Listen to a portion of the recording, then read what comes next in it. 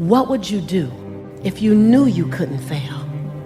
How big would you play if you knew that you can survive any heartbreak, any breakdown, any betrayal? What would you do if the things that you were afraid of you knew were absolutely nothing? They were all opportunities for you to get stronger in your faith, stronger in your resiliency. What would you do? The antidote to despair is action. The prescription for radical success is action. The difference between you and the person living their dreams that you're watching is simply the amount of action. It's not the hookup, it's not the family they were born into, it's not the gender, it's not the culture. Those are all great stories that we give. But it really is the things they did and how much they were willing to do it. See, some people, you haven't pushed non-negotiable yet. You're still optional. I really would love to be successful. And so I want to be successful. I want to be successful. I want to make money. I want to make money. Be healthy. I want to be healthy, right. But it's not non-negotiable yet because the moment the rubber meets the road and you feel a little skin and it gets a little tender, you don't want to give blood, you don't want to give sweat, you don't want to give tears. Let me just tell you, you can't take the elevator to the top. Right. It ain't nothing but stairs. There's a mindset that comes with abundance, that they think differently. They don't just do something different. There's not a hookup. There's no hookup.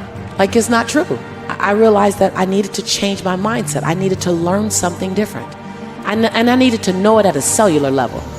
I realized that I had to, at a cellular level, first, before I went to get any more information, I had to be willing to divorce and evict some belief systems that I already had. That they had taken me as far as they can take me, and now they're holding me back.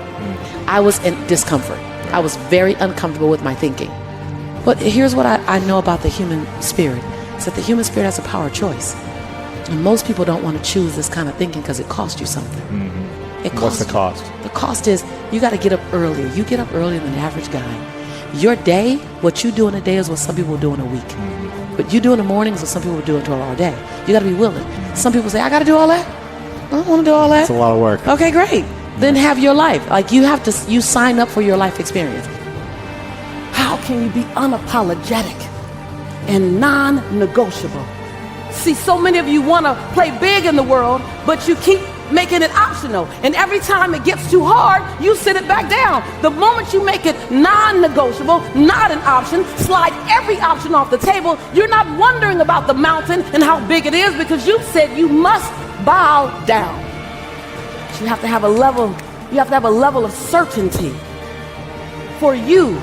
You gotta believe in you, bank on you, trust in you like you never have before. And every single thing that you've ever done, every single thought you've ever had, every single decision you've ever made, built you for such a time as this, and you are perfect for the job. Perfect. No one has your unique, unrepeatable fingerprint. No one can do it like you. Don't count the number of times you've been knocked down. Get attached to the number of times you get up. So success leaves clues. I'm going to give you some of the clues. And the one thing we have to constantly remind ourselves is to create micro wins to get to our macro wins. That we go after the macro win, but we only look at the macro win. I want you to look at the micro wins and get 5 micro wins under your belt so you can create your macro win. We create micro wins so we can get to macro wins. And we celebrate the micro wins. Far more celebrations in life. Number 2, we fail, but we always fail forward. See, people are going to fail.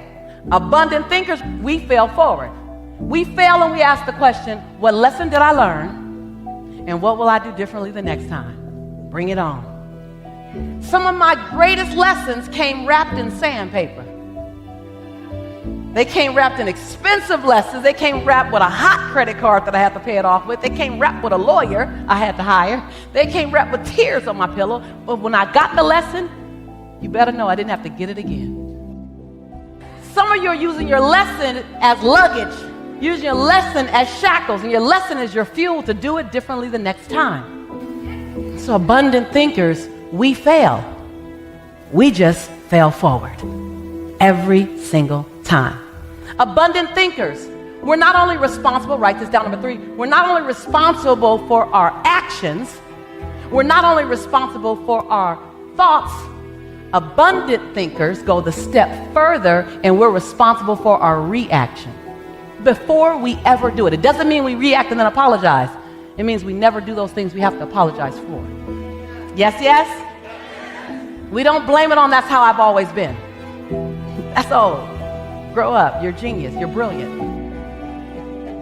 There was a point where you might be there, so let me know if there's a point there where everything that you've been and every person, every characteristic that you've been that doesn't serve you, you need to confront it. And you need to say, thank you for getting me to this point. But in order for me to get there, I have to leave you here. You won't fit doubt. You won't fit worry. You won't fit being afraid of being seen. Who are you willing to become at the risk of being seen? What are you willing to do at the risk of being wildly successful? What are you willing to say at the risk of being heard by everybody? What are you willing to model at the risk that people will follow you? What are you willing to let go at the risk of getting something greater? See, it's not in all the information you gain. It's in the what you're willing to do with the little bitty nuggets. If you just did half of what you've learned, just half. If you were willing to stand half as tall as who you know yourself to be. If you're willing, whose life would you change? Because when you get that your journey has less to do with you than it has to do with everyone who will be blessed enough to cross your path, then you're willing to do the thing you don't want to do. Say the thing you don't want to say so you can hurry up and be the person you've always known yourself to be. And if you sit down and you set down on all of us, I am not here to let you off the hook, because we need a lot more people like us doing this work. I don't look at the world and get frustrated. I look at the world and get busy. So I just came here. I came here to find out, what are you willing to do that you've never done before? What are you willing to say that you've never said before? What can you do that you've never seen?